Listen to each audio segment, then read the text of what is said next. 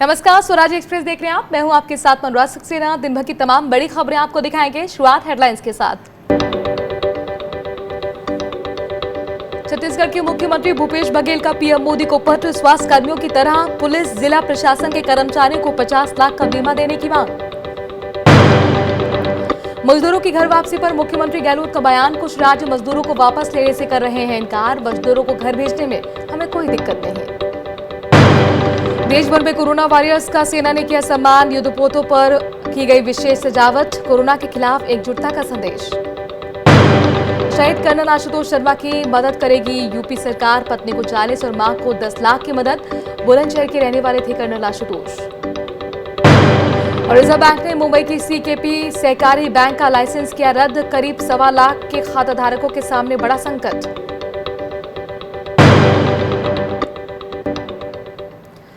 Lockdown part 3 4 मई से शुरू हो रहा है। लॉकडाउन को 2 हफ्ते के लिए 17 मई और बढ़ा दिया गया है। इस बार अलग अलग जोन के हिसाब से लॉकडाउन के दौरान लोगों को छूट मिलेगी। देश के 733 जिलों को 3 तरह के जोन में बांटा गया है। 130 जिले रेड जोन में हैं, 319 जिले ग्रीन जोन में और 284 जो जिले हैं वो ऑरेंज जोन में हैं। स्वास्थ्य मंत्रालय ने केस की संख्या, डबलिंग रेट और टेस्टिंग के हिसाब से जिलों की ये लिस्ट तैयार की है। रेड जोन में सबसे ज्यादा सख्ती बरती जाएगी। ग्रीन जोन और ऑरेंज जोन में कुछ गतिविधियों की छूट मिलेगी। ग्रीन जोन में लोगों को खासी रियायतें मिलेंगी। ऐसे जिलों को ग्रीन जिलों में रखा गया है जहां पिछले 21 दिन में किसी व्यक्ति में कोरोना संक्रमण नहीं पाया गया है। दिल्ली के सभी 11 जिले रेड जोन में हैं। यूपी के 19 जिले रेड जोन में हैं। 36 जिले ऑरेंज और 20 जिले ग्रीन जोन में हैं। रेड जोन में यूपी के लखनऊ, रायबरेली, मेरठ, गौतम बुद्ध नगर, कानपुर, आगरा, बरेली जैसे जिले हैं। महाराष्ट्र के 14 जिले रेड जोन में हैं, 16 जिले ऑरेंज जोन में हैं और 6 जिले ग्रीन जोन में हैं। मध्य प्रदेश के 9 जिले रेड जोन में हैं, 19 जिले ऑरेंज में हैं और 24 जिले ग्रीन जोन में हैं। राजस्थान की बात करें, यहां पर 8 जिले रेड जोन में हैं, 19 जिले ऑरेंज और 6 जिले ग्रीन जोन में। पंजाब में 3 जिले रेड जोन में हैं, 15 जिले ऑरेंज में हैं, 4 जिले ग्रीन जोन में हैं। हरियाणा पर आते हैं, यहां पर सोनीपत, फरीदाबाद जो जिले हैं वो रेड जोन में हैं, जबकि गुरुग्राम समेत 18 जिले ऑरेंज जोन में हैं। महेंद्रगढ़ और रेवाड़ी ये दोनों जिले ग्रीन जोन में हैं। बिहार पर आए, यहां पर 5 जिले जो हैं वो रेड जोन में हैं, 20 जिले ऑरेंज जोन में हैं और 13 जिले ग्रीन जोन में हैं। छत्तीसगढ़ में 1 जिला रेड जोन में है, 1 जिला ऑरेंज में है और 25 के 25 जो जिले हैं वो ग्रीन जोन में हैं। तमिलनाडु, यहां पर 12 जिले रेड जोन में है, 24 जिले ऑरेंज जोन में है, 1 जिला ग्रीन जोन में है। तेलंगाना में 6 जिले रेड जोन में है, 18 जिले ऑरेंज जोन में है और 9 जो जिले हैं वो ग्रीन जोन में है। गुजरात में 9 जिले रेड जोन में है, 19 जिले ऑरेंज जोन में है और 5 जिले ग्रीन जोन में है। आंध्र प्रदेश की बात करते हैं, यहां पर 5 जिले रेड जोन में, 7 जिले ऑरेंज जोन में और 1 जिला ग्रीन जोन में है। झारखंड में 1 जिला रेड जोन में है, 9 जिले ऑरेंज जोन में है और 14 जिले ग्रीन जोन में हैं। कर्नाटक में 3 जिले रेड जोन में हैं, 13 जिले ऑरेंज जोन में हैं और 14 जिले ग्रीन जोन में हैं। केरल में 2 जिले रेड जोन में हैं, 10 जिले ऑरेंज जोन में हैं और 2 जो जिले हैं वो ग्रीन जोन में हैं। असम में 1 भी जिला रेड जोन में नहीं है। अच्छी खबर असम से है, 3 जिले यहाँ पर ऑरेंज जोन में हैं और 30 जिले ग्रीन जोन में। हिमाचल प्रदेश में भी 1 भी जिला रेड जोन में नहीं है, 6 जिले ऑरेंज जोन में हैं और 6 जिले ग्रीन जोन में हैं। जम्मू कश्मीर की हम बात करते हैं तो यहाँ पर 4 जिले जो हैं वो रेड जोन में हैं, 12 जिले ऑरेंज जोन में हैं और 4 जिले ग्रीन जोन में हैं। पश्चिम बंगाल में 10 जिले रेड जोन में, 5 जिले ऑरेंज जोन में और 8 जिले ग्रीन जोन में। ओडिशा में 3 जिले रेड जोन में, 6 जिले ऑरेंज जोन में, 21 जिले ग्रीन जोन में हैं। उत्तराखंड में 1 जिला सिर्फ रेड जोन में है और 2 जिले ऑरेंज जोन में है, बाकी के 10 जिले हैं वो ग्रीन जोन में हैं। पुडुचेरी में 1 भी जिला रेड जोन में नहीं है, 1 जिला ऑरेंज जोन में है और 3 जिले ग्रीन जोन में है। इसके साथ ही अरुणाचल प्रदेश पर अगर हम आए तो यहाँ पर 1 भी रेड जो जिला है वो रेड जोन में नहीं है, ऑरेंज जोन में नहीं है। इसके साथ ही 25 के 25 जो जिले हैं वो ग्रीन जोन में हैं। मणिपुर में भी एक भी जिला रेड और ऑरेंज जोन में नहीं है। यहां पर 16 के 16 जिले ग्रीन जोन में हैं। मिजोरम में भी रेड और ऑरेंज जोन में एक भी जिला नहीं है। यहां पर 11 जिले ग्रीन जोन में हैं। नागालैंड में रेड और ऑरेंज जोन में एक भी जिला नहीं है। सभी 11 जिले ग्रीन जोन में हैं। तो नॉर्थ ईस्ट की स्थिति काफी बेहतर है।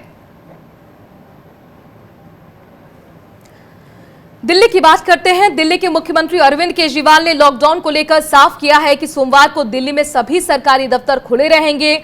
उन्होंने कहा कि जरूरी सेवाएं वाले दफ्तर में 100% और गैर जरूरी सर्विसेज वाले दफ्तर में अधिकारी 100%, स्टाफ 33% मौजूद रहेगा। अरविंद केजरीवाल ने साफ कहा है कि दिल्ली में परिवहन और शैक्षणिक सेवाएं बंद रहेंगी, साथ ही होटल्स, रेस्टोरेंट्स भी बंद रहेंगे। अरविंद केजरीवाल ने कहा कि फार्मा और जरूरी सामान बनाने वाली मैन्युफैक्चरिंग यूनिट्स खुली रहेंगी, वहीं पैकेजिंग मटेरियल की यूनिट्स भी खुली रहेंगी। हालांकि अरविंद केजरीवाल ने ई कॉमर्स एक्टिविटी को लेकर कहा है कि उन्होंने सिर्फ जरूरत के सामान की अनुमति दी गई है। अरविंद केजरीवाल ने कहा कि फाइनेंशियल सेक्टर और एग्रीकल्चर सेक्टर से जुड़ी हुई सभी कंपनियां खुली रहेंगी। जरूरी सामान की चीजों की दुकानें हैं, एसेंशियल सर्विसेज की दुकानें हैं, वो सारी खुली रहेंगी। चाहे कोई मार्केट हो, चाहे मार्केट कॉम्प्लेक्स हो, जरूरी सामान की चीजें खुली रहेंगी और किताबों की स्टेशनरी की दुकानें खुली रहेंगी। लेकिन जो स्टैंड अलोन शॉप्स हैं, जो नेबरहुड कॉलोनी शॉप्स हैं और जो रेजिडेंशियल कॉम्प्लेक्स में शॉप्स हैं, वो सारी खुली रहेंगी। वो चाहे एसेंशियल आइटम्स की शॉप्स हों, चाहे नॉन एसेंशियल आइटम्स की शॉप्स हों, कोई भी शॉप्स हों। मार्केट, मॉल और मार्केट कॉम्प्लेक्स बंद रहेंगे। Stand alone shops, neighbourhood colony shops और रेजिडेंशियल कॉम्प्लेक्सेस में जो दुकानें हैं, उनमें चाहे कोई भी सामान हो, किसी भी तरह का सामान हो, वो सारी दुकानें खुली रहेंगी।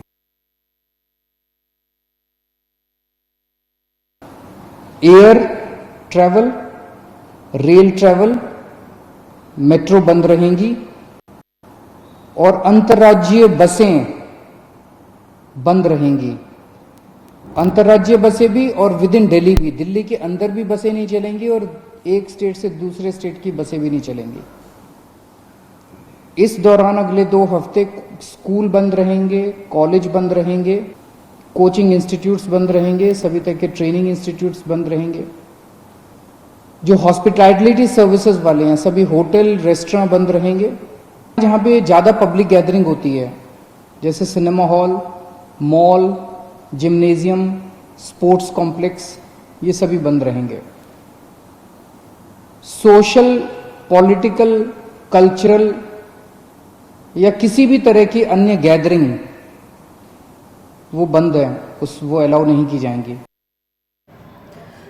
दक्षिण पश्चिमी दिल्ली के कापासेड़ा में एक बिल्डिंग में 17 और लोग कोरोना से संक्रमित पाए गए हैं। एक दिन पहले ही यहां से 41 कोरोना संक्रमित मरीजों की पुष्टि हुई थी, यानी अब एक ही बिल्डिंग से 58 लोग कोरोना पॉजिटिव मिले हैं। प्रशासन ने 100 और लोगों के सैंपल भी लिए हैं। दक्षिण पश्चिमी दिल्ली के डीएम राहुल सिंह का कहना है कि एक ही बिल्डिंग में जो लोग कोरोना पॉजिटिव पाए गए हैं, उनमें लगभग सभी एक ही टॉयलेट का इस्तेमाल कर रहे थे। दरअसल घनी आबादी वाले इस इलाके में छोटे छोटे मकान हैं, जिसमें काफी संख्या में लोग रहते हैं। डीएम के मुताबिक जिस बिल्डिंग में कोरोना मरीज पाए गए हैं, वहां करीब 200 लोग रहते हैं। छोटे मकान और घनी आबादी की वजह से सोशल डिस्टेंसिंग का यहां पालन नहीं हो पा रहा है। उत्तर दिल्ली के हिंदुराव और कस्तूरबा हॉस्पिटल में एक डॉक्टर शनिवार को संक्रमित पाए गए। इसके बाद संक्रमितों की संख्या बढ़कर 6 हो गई है। कस्तूरबा अस्पताल में पहले से ही एक पीजी प्रथम वर्ष की डॉक्टर संक्रमित थी। इसके बाद एक अन्य पीजी प्रथम वर्ष के डॉक्टर भी संक्रमित पाई गई हैं। हिंदुराव हॉस्पिटल में नेत्र रोग विभाग में कार्यरत एक डॉक्टर की रिपोर्ट पॉजिटिव आई है। दिल्ली सरकार के पंडित मदन मोहन मालवीय अस्पताल में 3 स्वास्थ्यकर्मी कोरोना संक्रमित मिले हैं। दिल्ली में अभी तक 28 अस्पतालों में 325 से ज्यादा स्वास्थ्यकर्मी संक्रमित मिले हैं, जबकि 400 से ज्यादा क्वारंटीन किए गए हैं। और यह आंकड़ा चौंकाने वाला है कि जितनी भी मरीजों की संख्या दिल्ली में आई है, उसमें 31% संक्रमित लोग या तो डॉक्टर्स हैं या फिर मेडिकल स्टाफ से जुड़े हुए।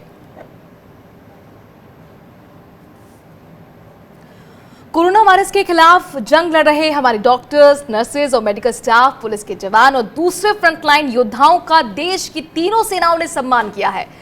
शाम को युद्धपोतों पर विशेष सजावट की गई। आपको देश के 10 शहरों की तस्वीरें हम आपको दिखा रहे हैं। दिल्ली, मुंबई, चेन्नई, कोलकाता, लखनऊ, भोपाल, भुवनेश्वर, चंडीगढ़, पणजी और लेह की तस्वीरें आपकी टीवी स्क्रीन पर है। उत्तर से दक्षिण तक, पूरब से पश्चिम तक देश की तीनों सेनाएं, आर्मी, एयरफोर्स और नेवी, कोरोना के खिलाफ लड़ाई लड़ रहे योद्धाओं के सम्मान में आसमान से फूलों की बारिश उन्होंने की है। दिल्ली समेत देश के दूसरे शहरों में अस्पताल के बाहर आर्मी बैंड बजाया गया, कोरोना योद्धाओं का अभिनंदन किया गया। दिल्ली में वॉर मेमोरियल पर कोरोना योद्धाओं का सम्मान किया गया।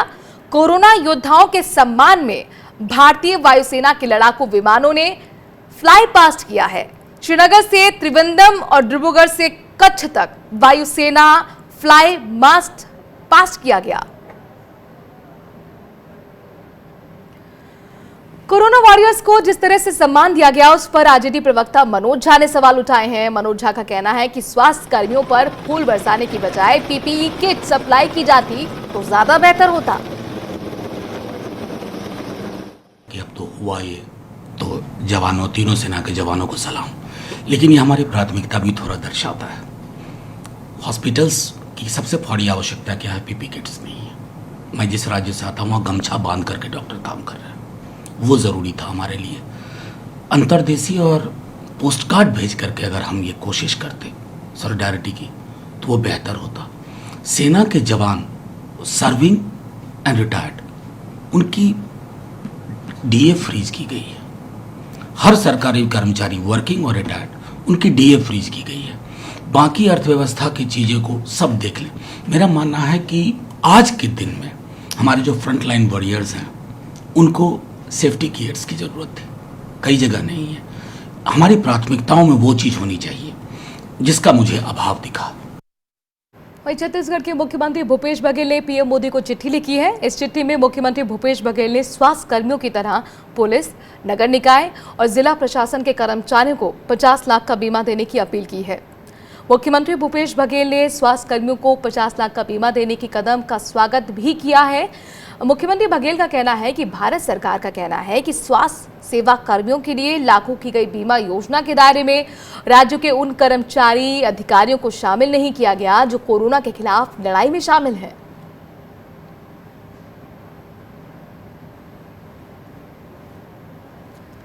राजस्थान के मुख्यमंत्री अशोक गहलोत ने केंद्र सरकार से आर्थिक मदद की मांग की है। मुख्यमंत्री गहलोत का कहना है कि अभी तक जो भी पैसा केंद्र से मिला है वो तो कोरोना के कहर से पहले भी मिलता था, लेकिन केंद्र सरकार को इस मुश्किल वक्त में राज्यों को बिना ब्याज के लोन देना चाहिए, जिससे राज्य को कोरोना के खिलाफ लड़ाई लड़ने में मदद मिल सके।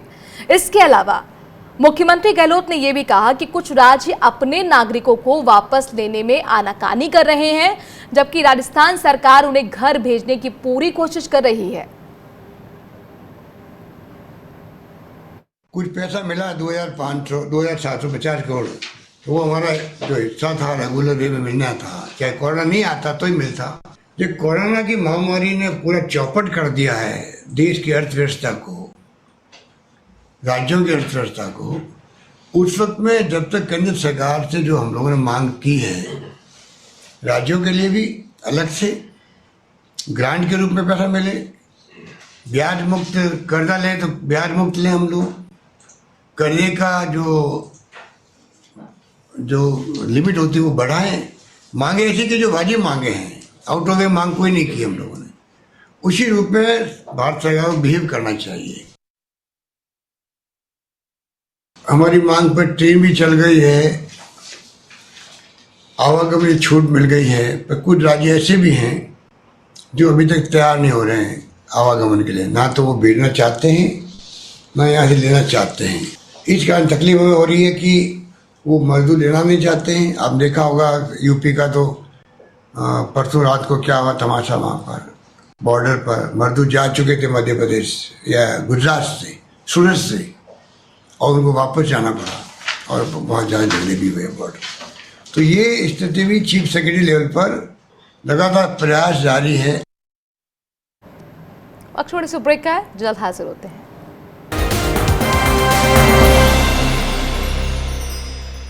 if there is an outbreak in any part of the world, it will reach you. मंदिर मस्जिद से अधिक हमारे पास अस्पताल थी, तो मैं तो दूसरे दिन कहता कि आज हमारे मजदूरों को यहाँ लेके आओ। जो अपने पढ़े लिखे मिडिल क्लास के या अमीर लोग हैं तो उनको लाने के लिए स्पेशल जहाज भेज सकते हो आप, अपने गरीब मजदूर के लिए एक ट्रेन या बस भी इंतजाम नहीं करोगे आप। ये प्रॉपर प्लानिंग ना होती तो शायद देश भर के अंदर कोरोना की महामारी की वजह से बहुत जाने भी जाती और अर्थव्यवस्था का भी बहुत नुकसान। In the history of mankind, 2020 would be seen as a year not for the Vision 2020 but for Corona 2020. देखिए नीलू व्यास के साथ हमारा स्पेशल प्रोग्राम ऑन रिकॉर्ड सिर्फ स्वराज एक्सप्रेस पर।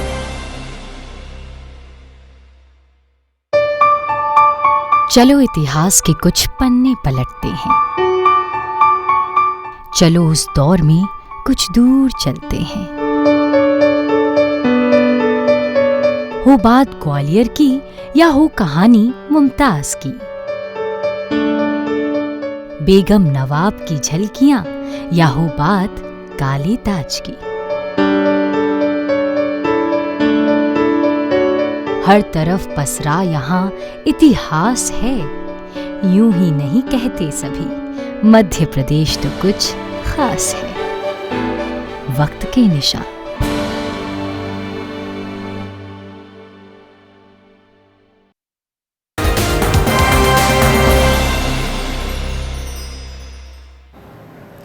राजस्थान के कोटा में कोचिंग कर रहे छात्र विशेष ट्रेन से 4 मई को बिहार के गया पहुंचेंगे। गया पहुंचने वाले छात्रों की जांच के लिए विशेष व्यवस्था की गई है। गया रेलवे स्टेशन परिसर पर काउंटर बनाए गए हैं। मगध प्रमंडल के औरंगाबाद, जहानाबाद, अरवल, नवादा जिलों के लिए एक काउंटर और गया जिले के लिए 4 काउंटर बनाए गए हैं। रेलवे स्टेशन के जो सभी एंट्री पॉइंट्स हैं उनको बंद किया गया है ताकि कोई भी बाहरी व्यक्ति स्टेशन पर ना पहुंच सके।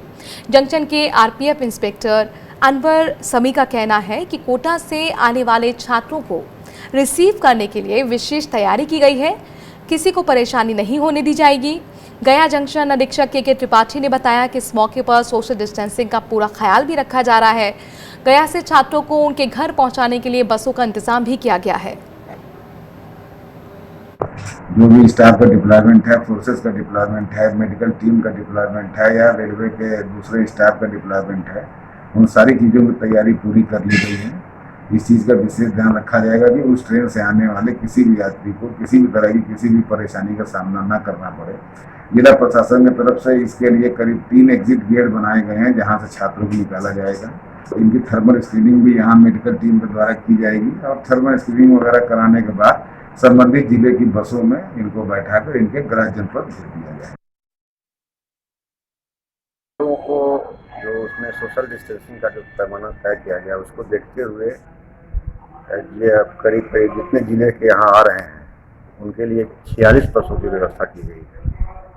16 बस गया का है, 12 बस आपका नवादा है, 12 बस औरंगाबाद है, 4 अरवल, 4 जहानाबाद और 1 अरवल, कुल 46 बसों की व्यवस्था की गई है। और सारे बसों कौन कौन किस किस जिला का बस कहाँ पर लगेगा वो भी हम लोग तय कर दिए हैं।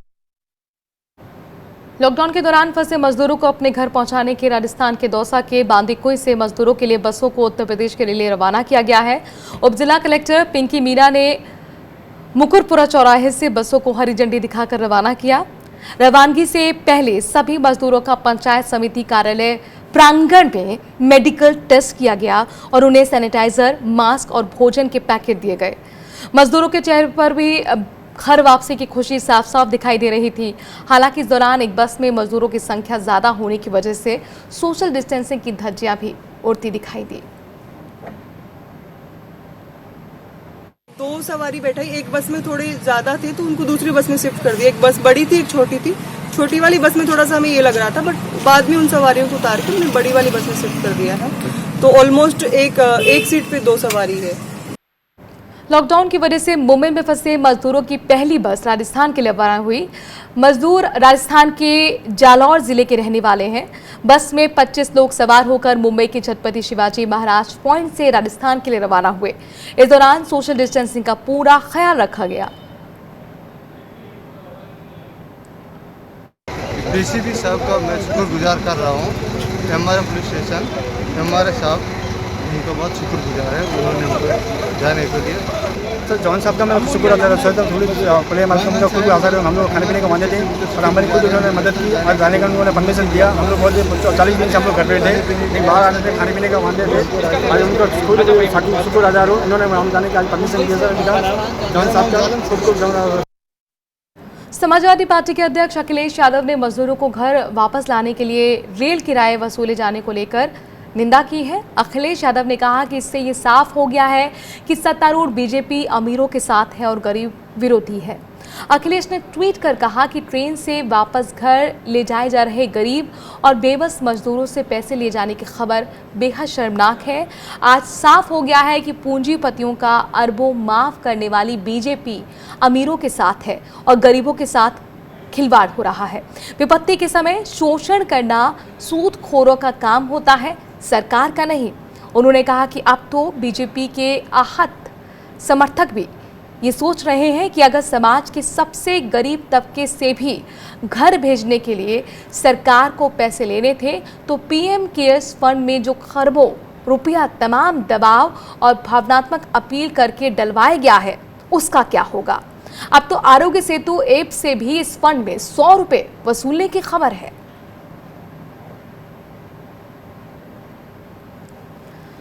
कोरोना से जंग में राजस्थान पूरी क्षमता से आगे बढ़ रहा है। अब राज्य में कोरोना टेस्ट की क्षमता बढ़कर 10,000 टेस्ट रोजाना हो गई है। स्वास्थ्य मंत्री डॉक्टर रघु शर्मा ने बताया कि प्रदेश भर के चिकित्सा संस्थानों में अब कोरोना के 10,000 टेस्ट रोजाना होंगे। उन्होंने बताया कि सरकार ने कुछ दिनों पहले ही ये लक्ष्य रखा था, जिसे स्वास्थ्य विभाग, डॉक्टर्स और अधिकारियों ने मिलकर पूरा किया। डॉक्टर शर्मा ने बताया कि 2 मार्च को प्रदेश में पहला कोरोना पॉजिटिव केस सामने आया था। तब प्रदेश में कोरोना जांच की सुविधा नहीं थी। सैंपल को टेस्टिंग के लिए पुणे की लैब भेजना पड़ता था। उन्होंने कहा कि महज 2 महीने के अंदर ही प्रदेश में 10,000 टेस्ट रोज करने का लक्ष्य पूरा किया गया है।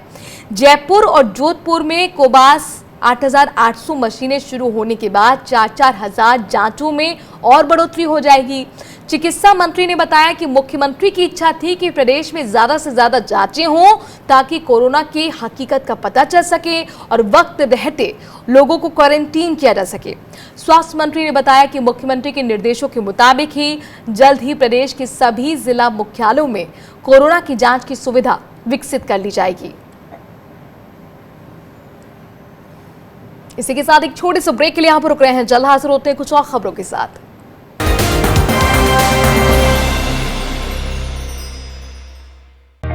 सपने सच तब होंगे जब आप सपने दिखना शुरू करेंगे। ये शब्द हैं उस शख्सियत के जिसके सपनों ने दी इस देश को एक नई उड़ान, डॉक्टर APJ अब्दुल कलाम। और ऐसे ही हर स्टूडेंट के सपने पूरे करेंगे हम, under best guidance of expert faculty team. Admission open in science and technology, humanities, social science, arts and sports. Doctor APJ Abdul Kalam university, Indore.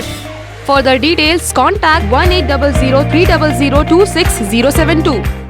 Stream कोई भी हो, बेस्ट करियर ऑप्शन के लिए है Bhabha university. Best faculty, world class infrastructure, scholarships, hitech labs, 27 acre of lush green campus, hostel facility. Admissions open for engineering, pharmacy, dental, computer application, management and agriculture.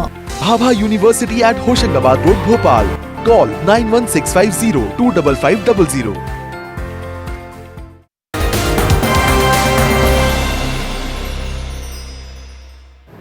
Madhya Pradesh Congress के अध्यक्ष और पूर्व मुख्यमंत्री कमलनाथ ने कहा कि उन्हें इस बात का भरोसा नहीं था कि पार्टी के 22 विधायक टूटकर चले जाएंगे। कमलनाथ वीडियो कॉन्फ्रेंसिंग के जरिए पत्रकारों से बातचीत कर रहे थे। उन्होंने कहा कि विधायकों को लालच देकर सरकार गिराई गई। उन्होंने कहा कि 15 महीने में उन्हें केवल 12.5 महीने ही काम करने का मौका मिला। पूर्व मुख्यमंत्री कमलनाथ का कहना है कि उन्हें सबसे ज्यादा दुख इस बात का है कि जो योजनाएं शुरू की थी वो आगे नहीं बढ़ पाई और जिन्हें शुरू करने वाले थे वो शुरू नहीं हुई। उन्होंने कहा कि मैं मध्य प्रदेश को नई दिशा देना चाहता था। वहीं कोरोना पर कमलनाथ का कहना है कि उन्होंने समय रहते पर्याप्त कदम उठाए थे। कोरोना संबंधी पहला टेस्ट 19 मार्च को हो गया था, लेकिन मौजूदा सरकार के कार्यकाल में स्थिति काफी गंभीर हो गई है। अस्पतालों में कोरोना के इलाज संबंधी पर्याप्त संसाधन नहीं है। इस संबंध में सरकार से पूछा जाना चाहिए। आप सबको मैं जानना नहीं चाहता हूं ये गवर्नमेंट कैसे गिरी, क्या क्या प्रलोभन थे, पर एक बात स्पष्ट है कि जो 22 विधायक गए, इस प्रकार का प्रलोभन दिया गया, आज ये बात जनता के सामने है, आज आम आदमी समझ रहा है। 15 साल बाद कांग्रेस की सरकार बनी और मुझे 15 महीने मिले। 15 महीनों में से 2.5 महीने तो आचार संहिता और लोकसभा चुनाव में गए। काम के लिए मेरे पास केवल 12.5 महीने थे। मुझे इस पद का दुख नहीं है कि ये पद नहीं रहा, मुझे इस बात का दुख है कि मैंने योजनाएं शुरू करी थी वो आगे नहीं बढ़ पाई, जो मैं शुरू करना चाहता था वह शुरू नहीं हो पाई। ये मुझे इस बात का दुख है। जम्मू कश्मीर के हंदवाड़ा में सेना और आतंकियों के बीच हुई मुठभेड़ में आतंकी संगठन लश्कर-ए-तैयबा का टॉप कमांडर हैदर मारा गया। लश्कर का कमांडर हैदर पाकिस्तान का रहने वाला था। घंटों चली मुठभेड़ में सुरक्षा बलों ने 2 आतंकियों को मार गिराया। लश्कर के द रेजिस्टेंस फ्रंट यानी कि TRF ने हमले की जिम्मेदारी ली है। मुठभेड़ में सेना के 2 अफसर समेत 5 जवान भी शहीद हो गए। शहीदों में सेना के कर्नल आशुतोष शर्मा, मेजर अनुज सूद और 2 जवान नायक राजेश और लांस नायक दिनेश शामिल हैं। जम्मू कश्मीर पुलिस के एक सब इंस्पेक्टर भी शहीद हुए हैं। शहीद कर्नल आशुतोष शर्मा को यूपी सरकार ने 50 लाख की आर्थिक मदद का ऐलान किया है। शहीद कर्नल बुलंदशहर के रहने वाले थे। सुरक्षा बलों को शनिवार को हंदवाड़ा के छंग मुल्ला इलाके में आतंकियों के छिपे होने की जानकारी मिली थी। एक घर में आतंकियों ने कुछ स्थानीय लोगों को बंधक बना लिया था। जान की बाजी लगाकर जवानों ने बंधक बनाए लोगों को छुड़ाया। सेना और पुलिस ने ज्वाइंट ऑपरेशन चलाया। दोनों तरफ से कई घंटे फायरिंग हुई। आतंकियों को मार गिराने के बाद पूरे इलाके में सेना का सर्च ऑपरेशन चलाया गया।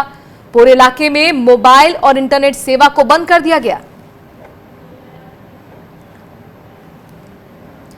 आरबीआई ने मुंबई की सीकेपी सहकारी बैंक का लाइसेंस रद्द कर दिया है। सीकेपी सहकारी बैंक ने 30 अप्रैल के बाद से ही सभी ऑपरेशन रोक दिए हैं। इस संबंध में आरबीआई का कहना है कि बैंक वित्तीय अस्थिरता की वजह से जमाकर्ताओं को भुगतान करने की स्थिति में नहीं था। लाइसेंस के रद्द होने से बैंक के करीब 11,500 जमाकर्ताओं, निवेशकों को और साथ ही 1.25 लाख के करीब खाताधारकों पर संकट खड़ा हो गया है। बैंक की 485 करोड़ रुपए की एफडी भी अधर में लटक गई है। मुंबई के मांटुगा में इस बैंक का प्रमुख कार्यालय है और मुंबई ठाणे जिले में इसकी कुल 8 शाखाएं हैं। इससे पहले आरबीआई पीएमसी बैंक पर भी कई तरह की पाबंदियां लगा चुका है। बीते मार्च महीने में आरबीआई की ओर से कहा गया था कि पीएमसी पर लगी रोक अगले 3 महीने के लिए बढ़ा दी गई है। भारतीय रिजर्व बैंक ने पीएमसी बैंक पर वित्तीय अनियमितताओं को लेकर 23 सितंबर 2019 को 6 महीने के लिए रोक लगा दी थी, जिसे बढ़ाकर 22 जून 2020 कर दिया गया है।